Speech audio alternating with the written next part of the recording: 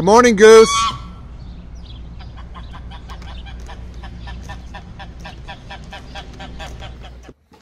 Howdy folks, and welcome back to Goose Unlimited. Today we're going to do something a little different. You guys might remember that I had a short simply explaining that I busted my bow. So it's the hickory bow that I was working on, and I quit working on it for a while. Came back to it, decided to finish it, and I think I remember why I quit working on it. I realized that you know, there was something wrong in the grain, and I was going to end up breaking it. As you can see, I did. Excuse me. So this started off as a board bow. I ended up buying two boards at the same time.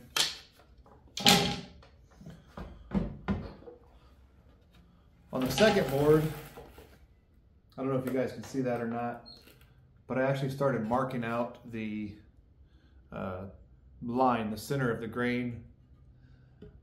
So when I broke the first bow, I came back to this board and I re-evaluated it, and I couldn't figure out why I bought this board. This board is worse probably than the first board. Looking at the sides, you can see the grain runs off the edges back and forth. Not straight grain at all. So I really have no idea why I bought this board, other than it might have looked good on one end or something like that. So this one's not going to become a bow. I'm going to have to do something else with it. So after figuring that part out, I went off and got another board. And this is a 5/4 board, piece of hickory. The grain on it looks a lot better.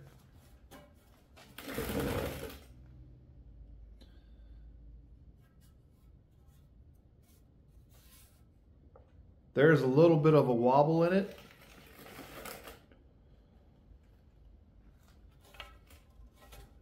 Mostly on this side right here.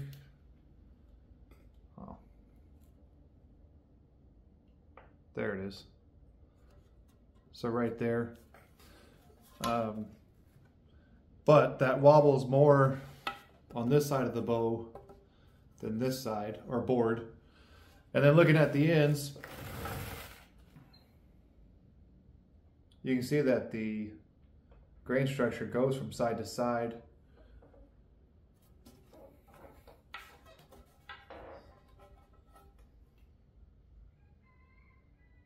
And the interesting thing is that the dark wood on here is not following the grain structure specifically.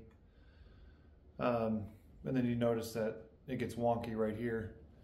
But this is almost 5 inches wide. It's 5/4 inch thick, so I got a lot of room to work with. But I wanted to push this video out and ask you guys what you think, which direction I should go. I've got the possibility of chasing some growth rings that go almost all the way down to the end of the board. The problem is that it gets thinner the way the growth ring goes versus how the board's cut. But that is an option. The other option is to just do it as a board bow and back it. Ideally, I would like to make two bows, one for myself, one for my son. The one for my son doesn't have to be extremely heavy, probably just about 15-20 pounds, so a pretty light bow. The one for myself, I'd want to get close to 40 if possible, only if the wood will allow me to.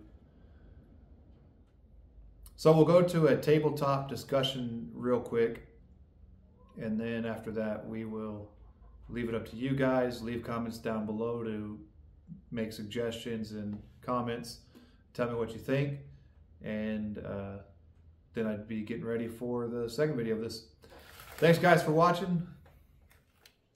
So I just wanted to give you an idea of what we're looking at on the board. This would be the top grain pattern, what would potentially be the back of the bow, and you've got rings running all the way from tip to tip very well. But then you got towards the center a couple of little fingers, or whatever you want to call them, feathering in the center.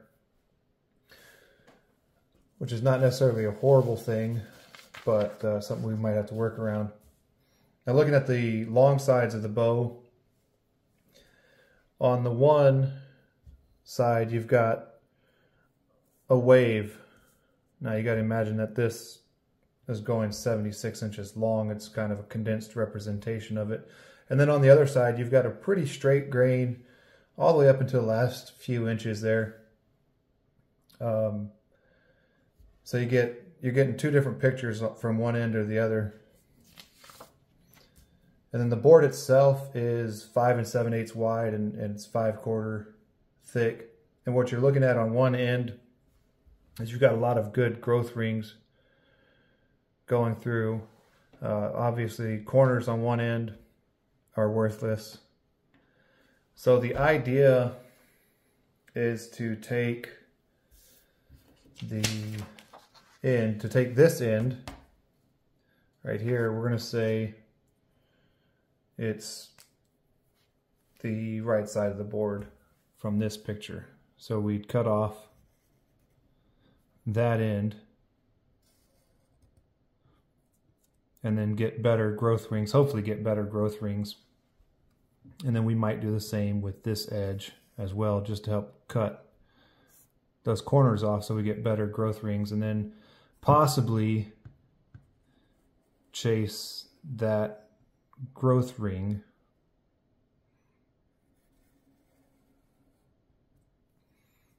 all the way, except that that growth ring, if they were the same, this one might actually be that growth ring or something further down, just by the way that the board goes. The other option that I'm looking at is essentially just cutting it down in half and then making two little boards, and then maybe ripping it to something like that. Haven't really quite decided what to do. So I just figured I'd push this out there, give you guys an opportunity to share your opinions and comments, and maybe I can finalize what I want to do with these and go from there. Once again, thanks for watching. I appreciate your guys' input, and hopefully we'll get something pushed out soon. Thank you. Real quick before we go, I stopped at the library today and was able to find these two gems. So I'm looking forward to this project. Talk to you guys later. See you later, Goose.